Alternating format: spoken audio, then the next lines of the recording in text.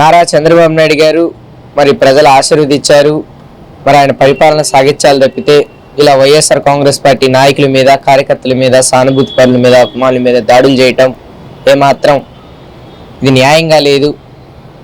మరి పెద్ద ఆయన నాలుగోసారి గెలిచాడు ముఖ్యమంత్రిగా.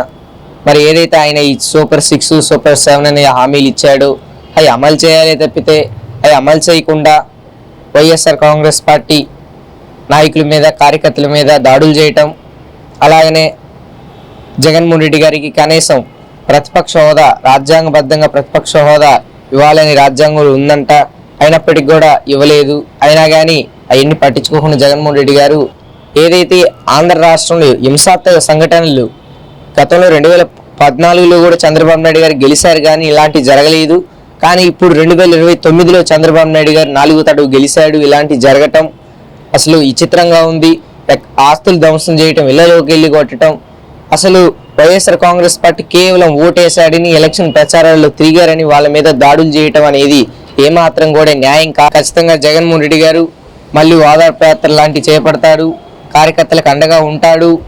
ఏదైతే ఈ తెలుగుదేశం పార్టీ ప్రభుత్వం తమ హామీలు నెరవేర్చి మేము ఇది చేసాం మా వ్యాయామంలో అని చెప్పుకునేదాలా హామీలు నెరవేర్చాలి, రాష్ట్రాన్ని అభివృద్ధి చేయాలి తప్పితే ఇలా వైఎస్ఆర్ కాంగ్రెస్ పార్టీ నాయకుల మీద, కార్యకర్తల మీద, సానుభూతి పరుల మీద, అభిమానుల మీద దాడులు చేయడం అనేది ఇది కరెక్ట్ కాదు. ఈ సంస్కృతి బీహార్ సంస్కృతి అని తేటం జరుగుతుంది.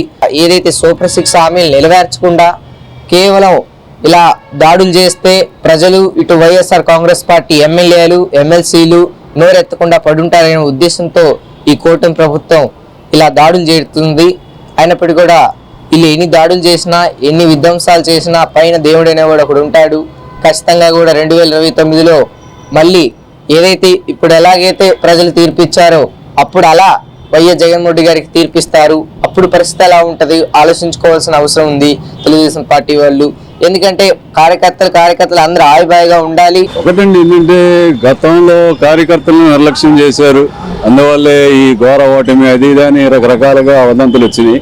దానివల్ల ఏంటంటే ఏ రోజు కూడా జగన్మోహన్ రెడ్డి గారు పార్టీ కార్యకర్తలని ఏది విస్మరించడం అనేది ఎప్పుడు చేయలేదు. కాకపోతే ఏంటంటే ఇప్పుడు ఓడిపోయి ఉన్నారు కాబట్టి, అలాగే ఏంటంటే నైరాశ్యంలో ఉన్నటువంటి కార్యకర్తలని ఉత్తేజపరచడం కోసం ఈరోజు జగన్మోహన్ రెడ్డి గారు ఖచ్చితంగా ఆయన ఇచ్చినటువంటి స్పీచ్ కానీ, ఆయన ఇచ్చినటువంటి మోటివేషన్ కానీ నిజంగా కార్యకర్తల్లో ఇది ఉత్సాహాన్ని నింపిందంటే మాత్రం ఎటువంటి సందేహం లేదు. నేను మొదటి నుంచి కూడా చెప్తానే ఉన్నాను చంద్రబాబు గారికి, అయినా కూడా ఇంకా కంటిన్యూ చేస్తున్నారు అంటే ఏమనుకోవాలి? ఒకటండి ఏంటంటే వాళ్ళ రాజకీయ పార్టీలు అన్నీ కూడా ఏంటంటే ప్రభుత్వంలోకి వచ్చిన తర్వాత ఒక రకంగాను, ప్రభుత్వంలోకి రాకముందు ఒక రకంగాను ప్రవర్తించడం అనేది మనం అన్ని రాష్ట్రాల్లోనే, ఒక ఆంధ్రప్రదేశ్లోనే కాదు అన్ని చోట్ల చూస్తూనే ఉన్నామండి. దానికి మినహాయింపు ఏమీ కాదు అధికార పార్టీయే కానీ ప్రతిపక్ష పార్టీయే కానీ. అందువల్ల ఏంటంటే ఈ కక్ష సాధింపు చర్యలు కానీ, అలాగే ఏంటంటే ఓడిపోయిన పార్టీ కార్యకర్తల మీద దాడులు చేయడమే కానివ్వండి, ఇవన్నీ కూడా ఏంటంటే ప్రజాస్వామ్య స్ఫూర్తికి విరుద్ధం. అందువల్ల వీటిని ఎవరు కూడా సభ్య సమాజం కానీ, అలాగే మేధావులు కానీ ఎవరు కూడా వీటిని ఇది స్వాగతించరు, ఖచ్చితంగా ఖండిస్తారు. అందువల్ల ఏంటంటే అధికారంలో ఉన్న పార్టీ, అలాగే ఏంటంటే ప్రత్యేకించి కూటమిలో ఉన్నటువంటి అన్ని పార్టీలు కూడా ఈ విషయాన్ని గమనించడం మంచిది.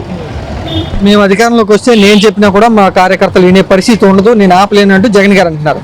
జగన్ గారు ఎప్పుడైతే ఈ మాట అన్నారో, ఇంకా జగన్ కళ్ళగా అంటున్నాడు 11 సీట్లు పరిమితమైన మళ్ళీ నేను అధికారంలోకి వస్తానని ఆయన ఎప్పుడు కళ్ళలోనే ఉంటున్నారు అంటూ విమర్శిస్తున్నారు కొంతమంది.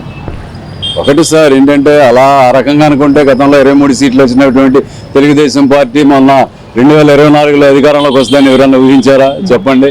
ఎవరు ఊహించలా. అలాగే ఏంటంటే ఎంత డౌన్లో ఉన్నా సరే ఏంటంటే ప్రజాబలంతో రేజ్ చేయగల కెపాసిటీ ఉన్న పార్టీ వైసీపీ పార్టీ. ఎందుకని వైసీపీ పార్టీకి సాంప్రదాయ ఓట్ బ్యాంకింగే ఉందండి, ట్రెడిషనల్ ఓట్ బ్యాంక్ అంటాడు. ఆ ట్రెడిషనల్ ఓట్ బ్యాంకే ఇంచుమించు 40 నుంచి 45% ఓట్ బ్యాంక్ ఉంది. ఈ గెలుపోవటం అంటారో ఒక 5% ఓటుతో అటు ఇటు మారుతూ ఉంటాయి. గెలుపోవటం అనేది ప్రతి రాజకీయ పార్టీకి తప్పదు, గెలుపు ఉంటుంది, ఓటమి ఉంటుంది.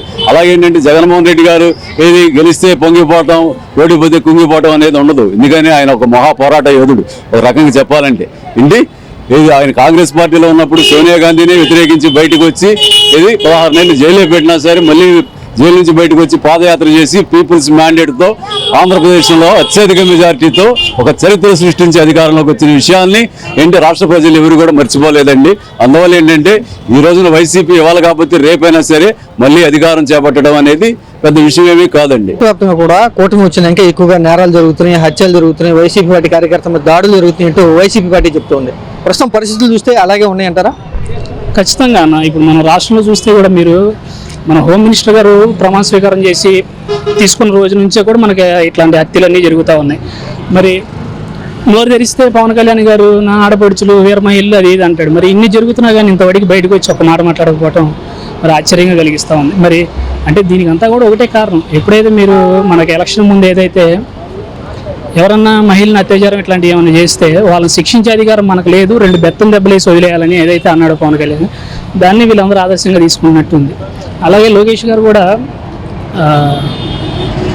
కూడా ఎలక్షన్కు ముందు ఎవరైతే ఎక్కువ దాడులు, ఎవరి మీద అయితే ఎక్కువ కేసులు ఉంటాయో వాళ్ళకి నామినేటెడ్ పదవులు ఇస్తానంటే మరి వీళ్ళందరూ దాన్ని ఆదర్శంగా తీసుకున్నట్టే ఇప్పుడు మనకు కనపడతా ఉంది.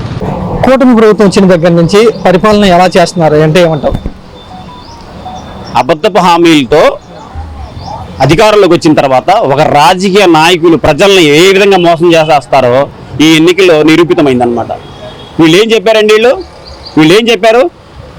ఎన్నికల ముందు చిన్నపిల్లడు స్కూల్కి వెళ్ళిన దగ్గర నుంచి నేను ప్రతి ఇంట్లో నీకు 15,000 ఎంతమంది పిల్లలు ఉంటే అంతమందికి 15,000 చొప్పున 18 సంవత్సరాల వరకు వచ్చే వరకు, అంటే ఇంటర్మీడియట్ సెకండ్ ఇయర్ అయ్యే వరకు కూడా ఇస్తామని చెప్పారు. దాని తర్వాత 18 సంవత్సరాలు నిండిన వాళ్ళకే ప్రతి ఒక్కళ్ళకే 59 సంవత్సరాలు, ప్రతి ఒక్కళ్ళకే 18 సంవత్సరాలు దాటిన వాళ్ళకే నెలకి 15,000 చొప్పున 1,500 చొప్పున ఇస్తా అన్నారు. దాని తర్వాత 59 సంవత్సరాలు దాటిన వాళ్ళకే పింఛన్ ఇస్తా అన్నారు. ఈ కాకుండా ఉచితంగా ఇసుక ఇస్తా అన్నారు. దాని వాలంటీర్లు మొత్తం ఎవరిని కూడా తీయకుండా ఒక్కొక్కరికి 10,000 రూపాయలు జీతం పెంచి ఇస్తానన్నారు. ఇవే కాకుండా 20 లక్షల ఉద్యోగాలు ఇస్తానన్నారు. ఒకవేళ ఉద్యోగాలు ఇవ్వకపోతే ఒక్కొక్కరికి 3,000 రూపాయలు నిరుద్యోగ వృత్తి ఇస్తానన్నారు. ఉచితంగా బస్సులు ఇస్తానన్నారు. ప్రతి సంవత్సరం 3 గ్యాస్ సిలిండర్లు ఫ్రీగా ఇస్తానన్నారు. ఒక్కటన్నా నెరవేర్చారా? చంద్రబాబు నాయుడు నినాదం ఒక్కటే, ఖజానా ఖాళీ. ఆయన ప్రభుత్వం లేకపోతేనేమో ఆంధ్రప్రదేశ్ మొత్తాన్ని ఒక స్వర్గంలా చేస్తాను, సంపద సృష్టికర్త నేనని చెప్పేసి గొప్పలు ప్రగల్భాలు పలికే వీళ్ళు అధికారంలోకి వచ్చిన తర్వాత వీళ్ళ నినాదం ఒకటే, ఖజానా ఖాళీ. ఎందుకు ఇచ్చారు హామీలు? ఎవరిని మోసం చేయడానికి ఇచ్చారు? జగన్మోహన్ రెడ్డి గారు ఎప్పుడో చెప్పారు, ఈ హామీలన్నీ అమలయ్యే హామీలు కాదు, మొత్తం ప్రజలు మోసపోవడానికి సిద్ధంగా ఉన్నారు, దయచేసి ప్రజలు నమ్మవద్దు, చంద్రబాబు నాయుడిని కూటమి సభ్యులను ఎవరు నమ్మవద్దు అని చెప్పి జగన్మోహన్ రెడ్డి గారు పదే చెప్పారు. కానీ ప్రజలు ఏమోలే చంద్రబాబు మారాడేమోలే అని చెప్పేసి మరొకసారి చంద్రబాబు నాయుడుకి అవకాశం ఇచ్చారు.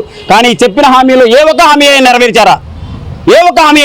నాదెండ్ల మనోహర్ అసెంబ్లీ సాక్షిగా ఏం చెప్పాడంటే 3 గ్యాస్ బండ్ల గురించి మీ ఉద్దేశం ఏంటంటే మేము ఇవ్వము ఈ సంవత్సరం తెగే చెప్పాడు. నారా లోకేష్ ఏం చెప్పాడు అమ్మ గురించి? రోడ్ మ్యాప్ వేయాలంట. ఎందుకు రోడ్ మ్యాప్? డేటా నీకు ఏం కావాలి? ఏ కార్యకర్త అడిగి చెప్తాడు డేటా? ఏ సచివాలయ ఉద్యోగం